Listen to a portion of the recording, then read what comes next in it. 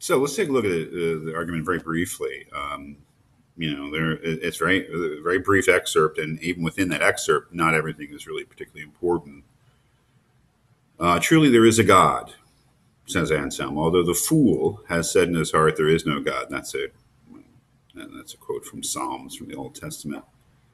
Truly, there is a God, and that's just a bare claim, and that's what Anselm has to establish. This is not presumed, right? Not an assumption. It's what is being argued for. And so, Lord, do you, who do give understanding to faith, give me, so far as you know it to be profitable. This is written in the 11th century, maybe the 12th century, I can't remember. And it's translated from the Latin, obviously. Give me, so far as you know it to be profitable, to understand that you are as we believe, and that you are that which we believe. And indeed, we believe that you are a being than which nothing greater can be conceived. That's key, right? What do we believe about God, right? Anselm says. Well, we believe that God is a being than which nothing greater can be conceived. It's a very carefully chosen formulation, as we'll see. And that's the key, right? Because you might say that Anselm doesn't really prove that God exists. What he at least tries to prove is that a being than which nothing greater can be conceived must exist. Or is there no such nature, since the fool has said in his heart there is no God? But at any rate, this very fool, when he hears of this being of which I speak, a being than which nothing greater can be conceived, he understands what he hears, and what he understands is in his understanding, although he does not understand it to exist. Okay, so somebody says to you, without any presumption about your religious beliefs, somebody mentions to you or says, think of a being than which no other greater can be conceived, or a being than which nothing greater can be conceived. Okay? If you can conceive of that is just a pure abstract idea. Well, yeah, I can think of that. That makes sense. I can have that idea in my mind. A being than which nothing greater can be conceived. That is a being which would be such that you can't conceive of a greater being. I can conceive that in my mind. So the idea exists in my mind. The idea the idea exists in my mind. Although he does not understand it to exist. That is, I have made no commitment that such a being actually exists. All I said is I can conceive of such a being. I can conceive of all sorts of beings. Right? I can conceive of a unicorn.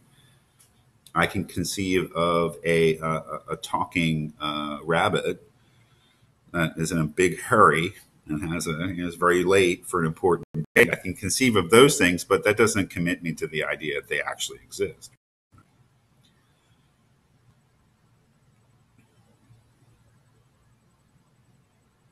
In any case, he goes on, for it is one thing for an object to be in the understanding, that is, as an idea, and another to understand that the object exists, that the object has reality beyond my conceiving of it.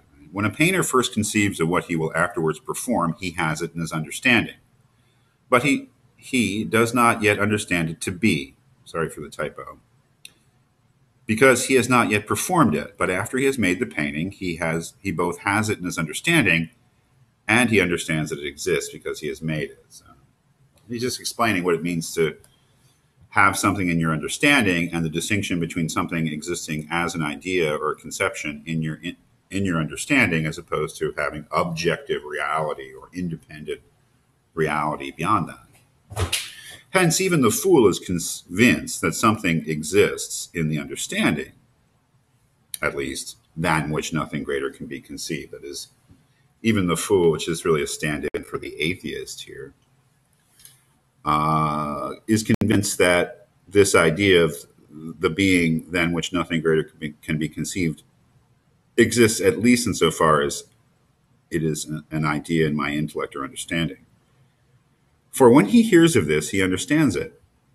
And whatever is understood exists in the understanding. And assuredly, this is the key moment, and assuredly that than which nothing greater can be conceived cannot exist in the understanding alone. this is the key, right? If you can conceive of a being than which nothing greater can exist or exists, it cannot exist only in the understanding, like our notion of the talking rabbit.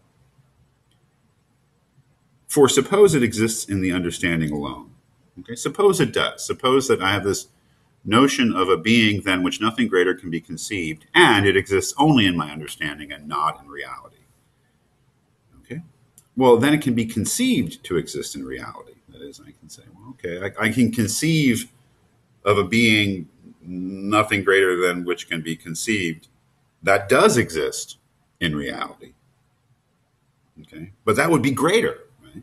That is, because that being that I conceive of as being nothing greater, a being than which nothing greater can be conceived that exists in reality, it would be greater than that my original idea of the being that exists, that nothing greater than which exists, but doesn't exist in reality.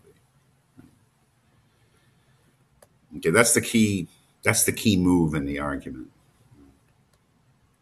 Therefore, if that, than which nothing greater can be conceived, exists in the understanding alone, the very being than which nothing greater can be conceived is one than which a greater can be conceived. As my original idea was that, and I thought I understood it, was that I could conceive of a being than which nothing greater can be conceived. But then, when I said, well, if that being doesn't exist in reality, I can conceive of a being nothing greater than which can be conceived that does exist in reality, then I've contradicted my original notion, right? Because my original idea was of a being than which nothing greater can be conceived, and then I conceived of a greater being. It's a contradiction, right? But obviously, this is impossible. That is, what is impossible? To conceive both of a being than which nothing greater can be conceived, and to think of it as a being than which a greater can be conceived. You see how he's using the law of non-contradiction there. Right? That is, you can conceive of a being greater than which no being can be conceived. But if you then qualify it and say that that is just an idea in your intellect, then you are led into a self-contradiction. That is, you would both be conceiving of a being than which a greater cannot be conceived, and conceiving of a being than which a greater can be conceived at the same time.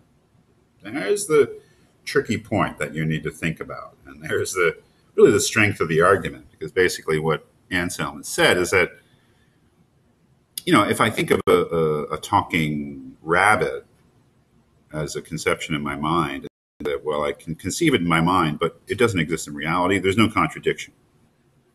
But if I conceive of a being greater than which no other being can be conceived, and then say, well, it only exists in my mind and not reality, then I involve myself in a logical contradiction. So it's a special nature of this particular idea, the being than which no greater can be conceived.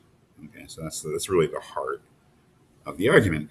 And so really what he's tried to establish purely through argument is that if you can indeed conceive of such a being, it must exist independently of your conception in reality.